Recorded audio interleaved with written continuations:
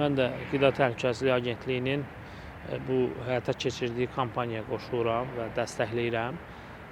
Həqiqətən də bu sonuncu statistik rəqəmlərə baxdıqda hesab edirəm ki, burada bir ictimaiyyətin də burada fəallığına çox böyük ehtiyac var. Düzdür, bu kampaniya ola bilər, dövlət tərəfindən hansısa təşəbbüslər irəli sürülə bilər, ancaq ictimaiyyət bunu birmənalı dəstəkləməlidir. Xüsusilə quzu əti, deyək ki, mal əti, yəni bu ətlərə üstünlük veririk və qidada, rasionumuzda onu istifadə edirik.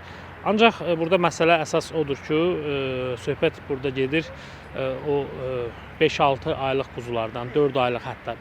Bəzi hallarda 3 aylıq. Daha öncə yəni bu cür hallar yox idi. Yəni 5-6 kiloluq quzulara biz ümumiyyətlə heç döymürdük, bəli, hesab edirdik ki, yəni bunu kəsmək olmaz, günahdır. Agentliyin də bu kampaniyasına hesab edirəm qoşulmalıyıq ki, gələcəkdə bununla bağlı çətinliklə üzləşməyək. Düşünürəm ki, insanlara biz daha çox təbliğ etməliyik, onun müsbət və mənfi tərəflərini ki, insanlar özləri artıq onu qərar versinlər ki, yəni körpə quzuya sadə tərəfdən yox, həm də elə bir növ o sağlamlıq baxımından da əhəmiyyət versinlər.